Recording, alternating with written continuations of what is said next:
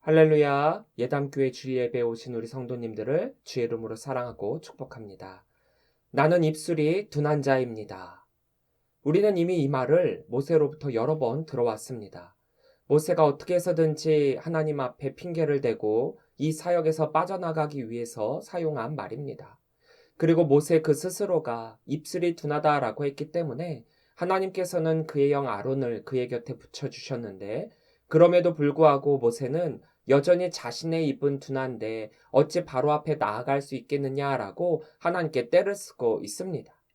우리는 여기서 모세의 말의 의미를 제대로 볼 필요가 있습니다. 정말로 모세가 입이 둔해서 이렇게 이야기를 하고 있는 것일까요?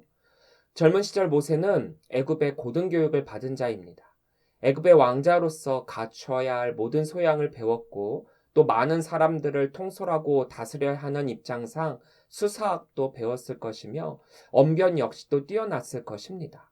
그렇게 지금 모세가 말하고 있는 것은 정말로 입이 둔하다, 말을 제대로 못한다가 아니라 몇 번에 걸쳐 행해진 실패로 말미암아 자신감과 자존감을 잃은 상태이기 때문에 바로 앞에 나아가는 용기가 없다는 고백입니다. 아니, 백성들도 나의 말을 듣지 않았는데 과연 바로가 나의 말을 듣겠습니까? 다시금 바로 앞에 나아갈 용기가 나지 않는다라는 뜻입니다. 하나님께서 말씀하신 대로 바로 앞에 나아가서 말씀을 선포했더니 돌아온 것은 더욱 과중된 이스라엘의 노동이었고, 또 그것으로 인하여 자신에게 쏟아진 이스라엘의 원망과 원성이 너무나도 무겁게 느껴졌던 것입니다. 난 무섭습니다. 두렵습니다. 할 수 없습니다. 이게 모세의 지금 마음이라는 거예요.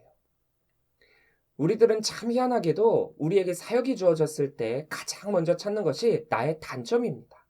그 사역에 대해서 내가 그 사역을 할 수 없는 이유, 할 수 없는 이유를 먼저 찾고 있습니다. 희한하죠? 많은 사람들은 자신이 그 일을 해야만 하는 당위성과 자신의 장점을 찾고 열거를 하는데, 정작 나는 나의 단점을 이유로 그 사역을 거부하니 말입니다. 그러면서 마지막에는 꼭 이 말을 덧붙입니다. 이 사역은 나에게 맞지 않으니까 가장 잘 맞는 사람을 찾아보십시오. 모세가 내 입술이 둔합니다 라고 했기에 하나님께서는 아론을 옆에 붙여주셨습니다. 이와 동일하게 우리가 사역을 못하는 이유에 대해서 나의 단점을 말했을 때 하나님은 그 사역을 할 수 있는 아론과 같은 자를 붙여주십니다. 그럼에도 불구하고 우리는 계속해서 모세와 같이 내 입술이 둔하다, 난 할 수 없다, 이렇게 이야기를 하고 있습니다. 자, 내가 언급한 문제가 다 해결이 됐잖아요. 할 수 있게 만들었잖아요. 그렇다면 이건 정말로 내가 못하니까 못한다가 아니라 할 수도 있지만 하기 싫다입니다. 나밖에 그 일을 할 사람이 없다라는 지나친 자만심도 문제지만 지나친 겸손과 거절 역시 문제입니다. 그것은 나를 선택하신 하나님의 안목을 부정하는 것이니까요. 하나님의 일은 결코 실패함이 없다라고 했습니다. 누가 하든지 간에 반드시 성공할 것입니다. 하나님이 이미 그렇게 되도록 해 놓으셨기 때문입니다. 그렇게 하나님께서 나에게 사역을 맡기실 때 그 사역을 내가 동참함을 통하여 그 사역의 성공을 하나님과 함께 누리자라고 했습니다. 분명한 것은 모세가 아니더라도 하나님은 그 사역을 완성하실 것입니다. 그럼에도 불구하고 하나님께서 계속해서 모세를 설득하시는 까닭은 이 사역은 모세가 완성하기를 바라셨기 때문입니다. 능력이 없다고 거절하고 있는 여러분들에게 계속해서 그 사역이 주어진다면 하나님은 여러분들을 통해 그 사역의 완성이 되기를 바라시고 계시는 것입니다. 하나님은 모세에게 두 가지의 답을 주었습니다. 하나는 모세로 하여금 바로에게 신같이 되게 하신다라는 것이고, 또 하나는 아론으로 하여금 모세의 대언자로 세워주시겠다라는 것입니다. 1절입니다. 여호와께서 모세에게 이르시되 볼지어다 내가 너를 바로에게 신같이 되게 하였은즉 내 형 아론은 내 대언자가 되리니. 하나님은 지금 모세와만 대화를 하고 계십니다. 다른 누구도 하나님의 말씀을 듣지를 못합니다. 그렇게 모세는 자신만이 하나님의 말씀을 대변해야 한다라고 하는 부담감을 가지고 있었습니다. 그런데 하나님께서 그 부담감을 줄여주시고 계십니다. 모세, 너가 나의 대언자가 된 것처럼 너가 아론에게 나의 말을 전하면 아론이 너의 대언자가 되어 바로 앞에 서게 될 터이니 너는 두려워하지 말고 담대히 나의 말을 선포하라라는 하나님의 배려이십니다. 사역에 대해 내가 그것을 할 수 없는 단점을 찾을 때 하나님은 그 사역을 완성할 수 있는 방법을 제시하십니다. 그 방법이 바로 동역자 아론이지요. 모세가 모세로서 하나님의 사역자가 될 수 있었던 까닭도 바로 아론이 옆에서 함께 사역을 감당했기 때문입니다. 완전한 사람은 없습니다. 모든 것을 완벽하게 할 수 있는 사람도 없습니다. 사람이기에 실수도 하고 할 수 있는 것보다 할 수 없는 것이 더욱 많습니다. 하나님도 모세가 어떤 사람인지 알고 계셨습니다. 그렇기에 아론이라고 하는 동역자를 준비해 두셨던 것입니다. 그리고 여기에는 하나님의 또 다른 배려가 담겨져 있습니다. 대언자라고 하는 것은 말씀을 대신 전하는 자이죠. 영의 눈이 열리지 않아 제대로 보지 못하고 영의 귀가 열리지 않아 들지 않는 사람들에게 하나님의 뜻을 전하는 자입니다. 일종의 스피커의 역할이랄까요? 하나님께서 마이크를 대시고 말씀하고 계시는데 사람들은 그 소리를 듣지를 못합니다. 왜냐하면 그들은 하나님의 음성을 들을 수 있는 영의 귀가 열리지 않았기 때문입니다. 그렇게 그들이 들을 수 있는 소리로 변환이 되어야만 합니다. 큰 소리로 들을 수 있는 스피커가 바로 그것이고 모세는 그 역할을 해야 한다는 것이지요.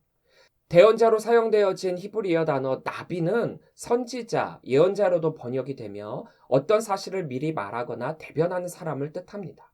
우리가 흔히 선지자, 예언자라고 할 때 그들은 앞으로 일어날 일들을 미리 알고 사람들에게 가르쳐 줌으로써 신비한 능력을 가진 것으로 여겨지지만 실상은 그들 스스로 그 미래의 일을 만드는 것이 아니라 미래의 주관자이신 하나님으로부터 들은 말씀을 백성들에게 대신 전하는 역할을 하는 것뿐입니다.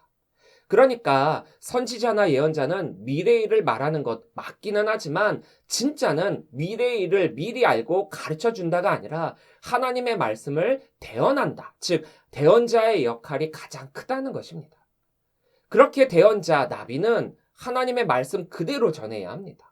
스피커의 역할을 잘해야 한다는 것이죠. 하나님은 분명히 라고 말씀하고 계시는데 우리는 그 스피커는 라고 말한다라고 한다면 그건 크게 잘못된 것이지요. 스피커의 역할은 마이크를 잡은 사람의 말을 그대로 전하는 것입니다. 바로 그거예요. 그게 대언자입니다. 이것은 내가 하는 말에 책임까지 지라는 말씀이 아닌 책임은 마이크를 잡은 내가 하는 것이니까 너는 사람들이 들을 수 있도록만 해라라는 것입니다. 거기다 한 번 더 배려하신 것이 모세가 스피커로 큰 소리를 내게 되면 자꾸 사람들이 모세를 쳐다보고 모세에게 큰 분함감을 주게 되니까 너가 스피커의 역할을 하면 큰 소리를 내는 확장기의 역할은 아론이 할 것이다. 모세의 대언자로 아론을 세워주십니다. 영의 눈과 영의 귀가 깨어 있어서 하나님이 보여주시는 것들을 볼 수 있고 하나님이 들려주시는 것들을 들을 수 있는 사람들은 복된 사람들입니다. 그런데 그런 사람들일수록 더욱 조심해야 할 것은 말씀하신 그대로 제대로 전하기입니다. 이것이 하나님의 음성을 듣고 전하는 자의 큰 책임이자 의무입니다. 하나님께서 말씀하신 그대로 제대로 전하기. 하나님의 음성을 들을 수 있다는 것이 얼마나 복된 일입니까? 하나님의 음성을 들을 수 있다는 것은 다시 말하자면 그것을 그 말씀하시는 바 그대로 전해야 함을 뜻합니다. 거기에 내 생각에는 말이야 라고 하는 개인적인 생각이 들어가게 되면 하나님의 뜻과는 전혀 다른 말이 전해질 수 있습니다. 선지자, 예언자, 대언자, 나비 이들의 첫 번째 의무는 하나님이 말씀하시는 그 팩트 그대로 말하는 것입니다. 그렇게 대언자인 목회자들이 설교할 때는 이 점을 주의하며 설교를 해야 합니다. 하나님의 말씀을 받고 그 말씀을 성도들에게 전할 때 개인의 의견이 하나님의 말씀인 것처럼 오도해서는 안 됩니다. 제대로 전하고 나서의 책임은 대언자에게 없지만 잘못 전하게 되면 그 책임은 엄청나기 때문입니다. 소송을 당할 수도 있고요. 자칫 잘못하면 도리어 심판을 받을 수도 있습니다. 온라인 시대가 되면서 온라인으로 수많은 설교가 우리들에게 주어지고 우리는 수많은 설교 속에 살아가고 있습니다. 하나님의 말씀은 아무리 많이 들어도 나쁜 것은 단 하나도 없지만 그 중에서 하나님의 말씀만을 전하는 참된 목자의 음성을 들을 수 있어야만 합니다. 성도를 유혹하고 무너뜨리려 광명한 천사의 모습을 한 사탄도 있을 수 있기 때문에 내가 출석하는 담임 목사님의 말씀에 가장 귀를 기울여야만 합니다. 내 양을 먹이고 치는 역할을 하는 담임 목사님은 그 양들이 건강하기를 바라지 병들고 아프기를 바라지를 않기 때문이죠. 가장 좋은 하나님의 말씀으로 양을 먹이고 치려고 합니다. 그렇기에 듣는 우리도 그 말씀이 나를 살리는 말씀인지 죽이는 말씀인지 분별할 수 있어야 합니다. 정말 스피커로서의 말씀인지 말입니다. 그리고 하나님께서 아론을 대언자로 세워주실 때 하신 그 앞의 말을 좀 더 주의 깊게 볼 필요가 있습니다. 그것은 내가 너를 바로에게 신같이 되게 하겠다라는 말씀입니다.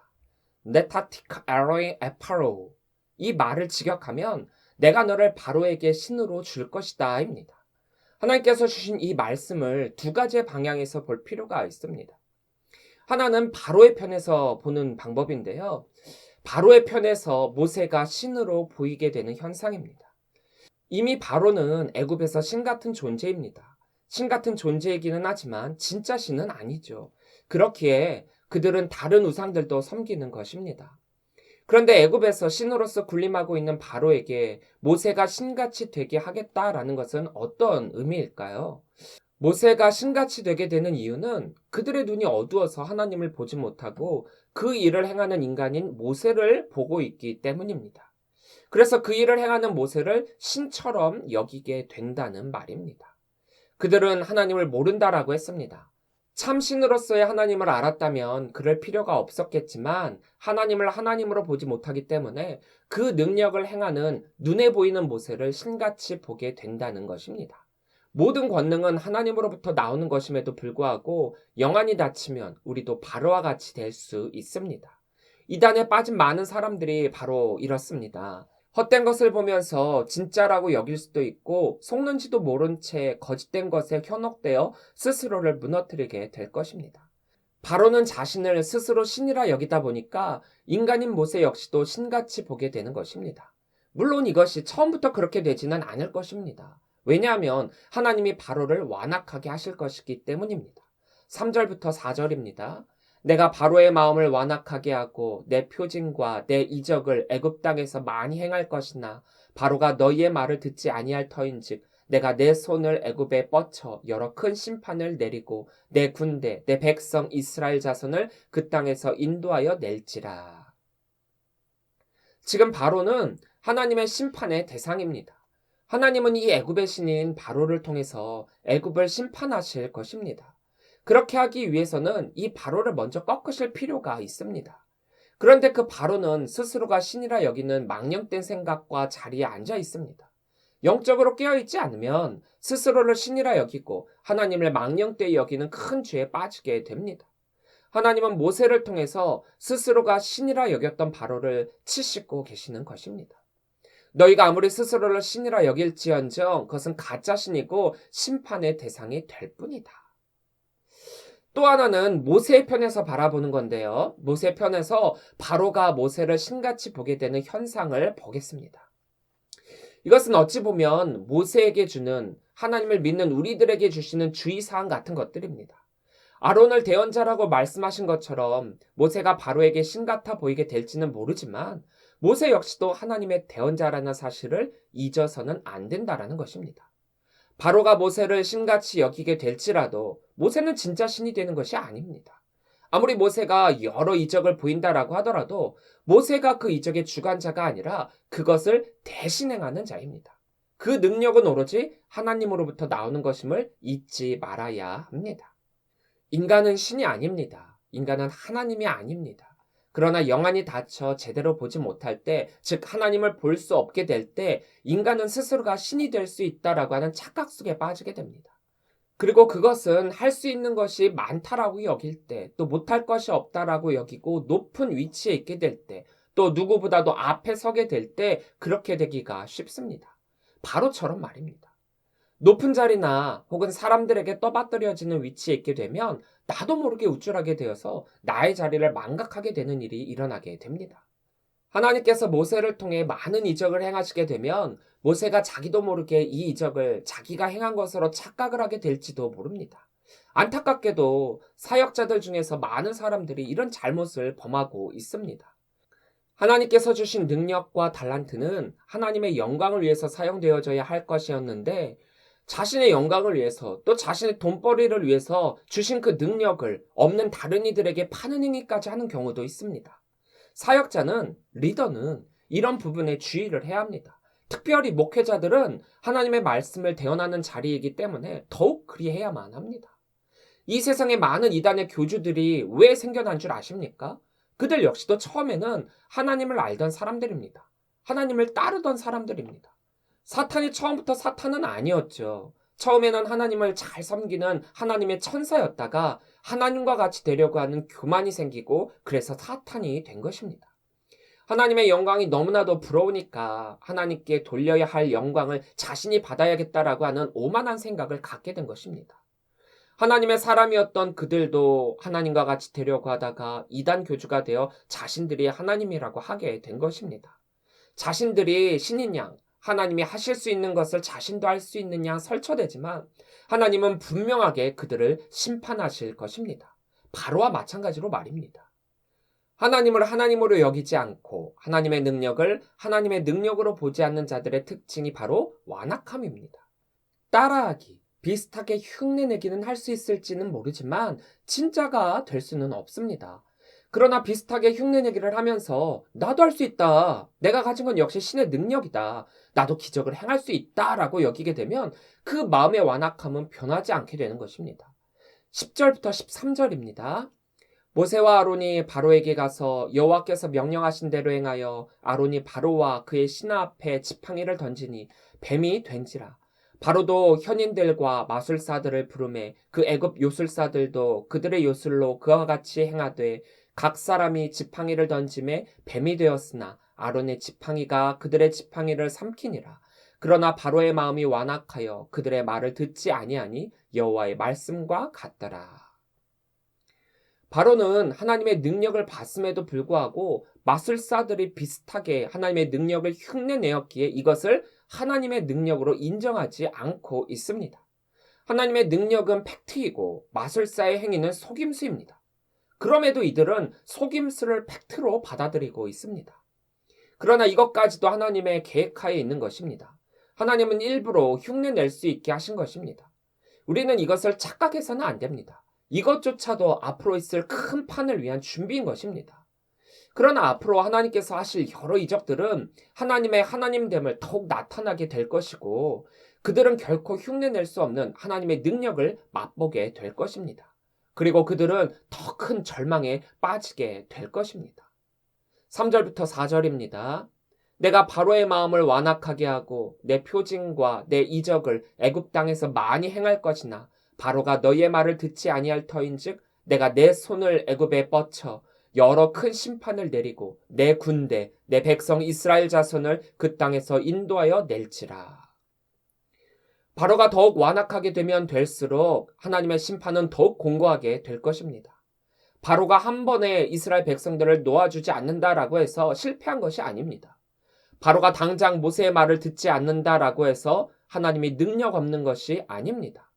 이것은 더 큰 심판을 위한 장치입니다. 하나님의 능력에 힘입어 사역을 하게 되면 결코 실패는 없습니다.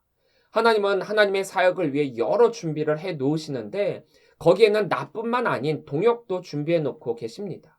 그리고 하나님은 그 사역에 대한 그 책임이 우리에게 있다라고 물으시는 것이 아니라 우리가 스피커로서 하나님의 말씀을 대언하시기를 원하고 계십니다. 우리는 하나님의 대언자입니다. 그리고 우리가 이 사역을 할 때 하나님께 영광을 돌려야지 우리 스스로가 하나님과 같이 되어서는 안 될 것임을 말씀하고 계십니다. 하나님의 말씀을 있는 그대로 그리고 제대로 전하는 것, 그것이 우리 모든 사역자들이 해야 할 하나님의 대언자로서의 역할입니다. 우리는 앞으로 애굽에 임할 하나님의 10가지 재앙을 통해서 하나님의 하나님됨을 깨닫게 될 것입니다.